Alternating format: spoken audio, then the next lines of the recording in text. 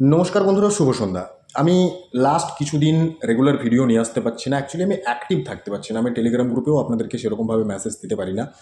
তো আমি একটু পার্সোনাল প্রবলেমের মধ্যে এখন রয়েছি, যে কারণে অ্যাক্টিভ থাকতে পারছি না। জানুয়ারি মাসটা একটু সমস্যার মধ্যে আমি থাকবো। জানুয়ারি মাসটাতে হয়তো একটু সমস্যা হবে, বাট ফেব্রুয়ারি থেকে আমি আরও কন্টিনিউ করতে পারবো।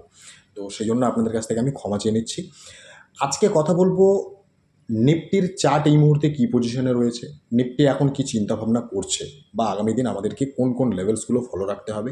সেই সাথে দুটি স্টক আমি সিলেক্ট করেছি, যে দুটি স্টক কিন্তু টেকনিক্যালি বেশ ভালো পজিশনে রয়েছে এবং এই স্টকগুলিকে ওয়াচ লিস্টে রাখা যেতে পারে। বাট যে বিষয়টা সবচেয়ে বেশি গুরুত্বপূর্ণ সেটা হচ্ছে মার্কেট মারাত্মক রকমের ভোলাটাইল এবং এখানে সেল অন রাইজের একটা ফ্যাক্টর কিন্তু চলে আসছে।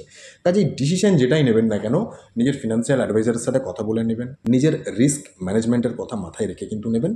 আর প্লিজ আমার বলা কথাগুলোকে বা এখানে যে টেকনিক্যাল চার্ট অ্যানালাইসিস করা হচ্ছে সেগুলোকে কোনোভাবেই রিকমেন্ডেশন হিসেবে নেবেন না। প্রথমেই আমরা নিফটি নিয়ে একটু ডিসকাস করব। নিফটির উইকলি চার্টে এখন রয়েছি। আমি নিফটির উইকলি চার্টে এর আগে অ্যানালাইসিস করেছিলাম এবং বলেও ছিলাম, খুব সম্ভবত ডেলিতে অ্যানালাইসিস করেছিলাম। তো সেখানে যে বিষয়টা বলা ছিল যে এখানে নিফটি একটা inverted cup and handle pattern বানিয়েছে এবং সেই প্যাটার্নটাকে অলরেডি ব্রেক ডাউন করে দিয়েছে।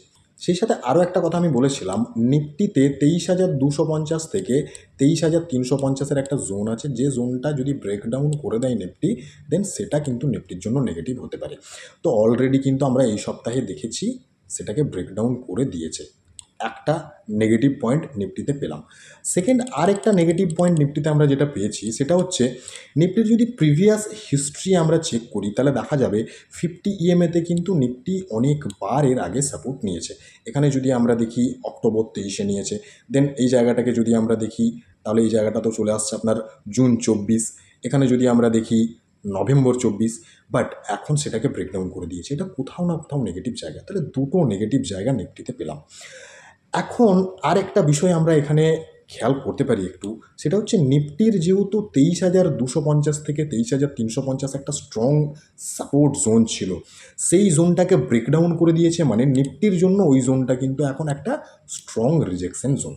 কারণ এখানে অলরেডি 23,250 থেকে 23,350-এর জোনটা তো রিজেকশন জোন রয়েছে, সেই সাথে এখানে আমরা দেখতে পাচ্ছি 50 এর রিজেকশনটা রয়েছে। তো এই রিজেকশনটাকে ব্রেকআউট না দেওয়া পর্যন্ত নিফটিতে কিন্তু পজিটিভ মুভের যে আশা, অ্যাকচুয়ালি যে লোয়ার লোটা নিফটি লাগানো শুরু করেছে তার প্রত্যেকটা হাইকে নিচে শিফট করছে এবং প্রত্যেকটা লোকেও নিচে শিফট করছে, এই যে ফান্ডাটা তৈরি হয়েছে এই জায়গাটা কিন্তু ব্রেক করবে না। তাহলে প্রথম আমাদেরকে যেটা দেখতে হবে সেটা হচ্ছে নিফটিকে অবভিয়াসলি এই 23,437 যেখানে 50 ইএমএ রয়েছে এর উপরে উইকলি ক্লোজিং দিতে হবে একটা। যদি উইকলি ক্লোজিং পাওয়া যায় তখন নিফটি নিয়ে ফার্দার বুলিশনেসের ব্যাপারে চিন্তাভাবনা করা যাবে।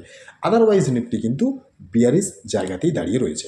এটা একটা ভিউ মোটামুটি টেকনিক্যাল চার্ট দেখে, উইকলি চার্ট দেখে বোঝা গেল। এরপর যদি আমরা ডেলি চার্টে একবার যাই, সেই জায়গাতে গিয়ে একটা ভিউ আমরা নিয়ে নেব। সেই জায়গাটা কি, আমরা যে বিষয়টা নিফটিতে দেখলাম উইকলি চার্টে, যে ইনভার্টেড কাপ অ্যান্ড হ্যান্ডেল প্যাটার্নকে ব্রেকআউট করে দিয়েছে। তো এখানে ব্রেকআউট করার পরে দেখুন নিফটি ধীরে ধীরে ওপরে গেছে এবং এখন রয়েছে তার যে রিজেকশন জোন সেই জোনের কাছে।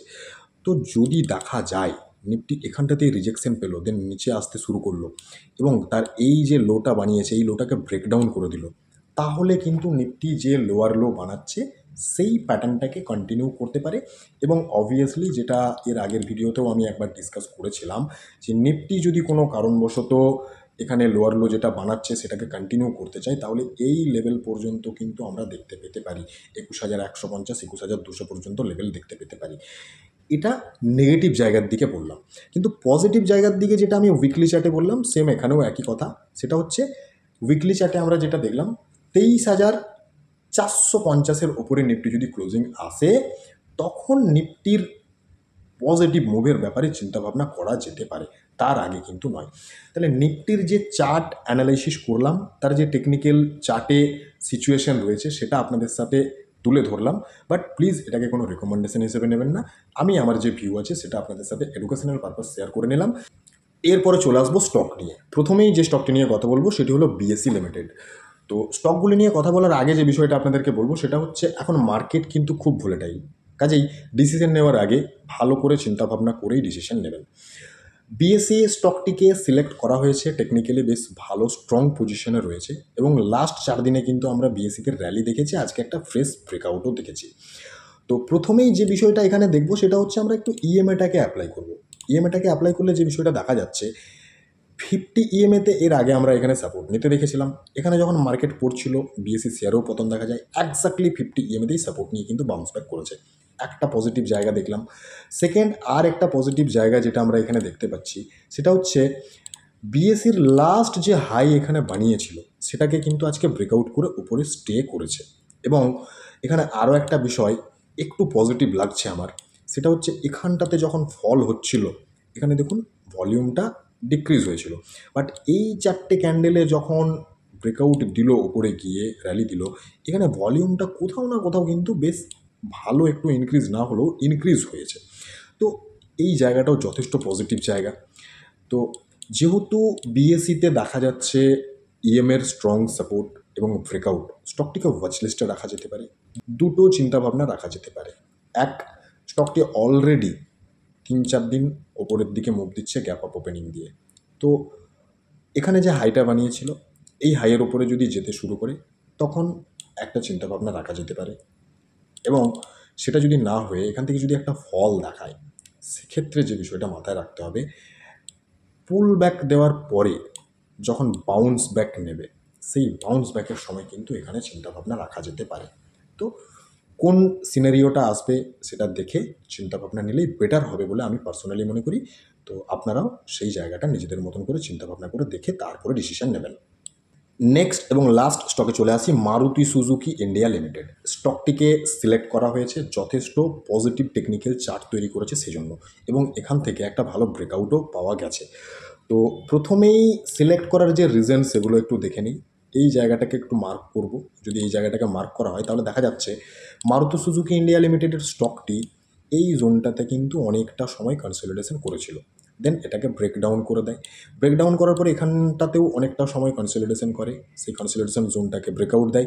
ব্রেকআউট দেওয়ার পরে যে বিষয়টা দেখা যাচ্ছে সেটা হচ্ছে এই জায়গাটাকে রিটেস্ট করে আবার উপরে যাওয়ার চেষ্টা করছে। আমি এর আগে যখন মারুতি সুজুকি স্টকটি নিয়ে ডিসকাস করেছিলাম তখন এই সিনারিওর কথা কিন্তু বলেছিলাম। এবং এখন এই মুহূর্তে যদি স্টকটিকে দেখা হয় তাহলে যেটা দেখা যাচ্ছে সেটা হচ্ছে তার যে সাপোর্ট জোন ছিল যেটাকে ব্রেক ডাউন করে দিয়েছিল সেটাকে কিন্তু ব্রেকআউট করেছে, উপরে ক্লোজিংও দিয়েছে।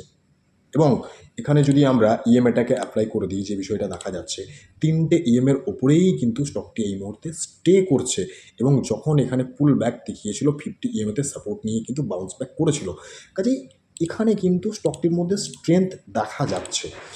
এরপরে আরও একটা বিষয় যেটা আমি গতকালকে পাবলিক টেলিগ্রাম চ্যানেলে শেয়ার করেছিলাম, যদি এই জায়গাটাকে মার্ক করা হয় তাহলে এখানে কিন্তু একটা প্যাটার্ন তৈরি করেছিল এবং সেই প্যাটার্নটাকে অলরেডি আমরা ব্রেকআউট দিতে দেখেছি।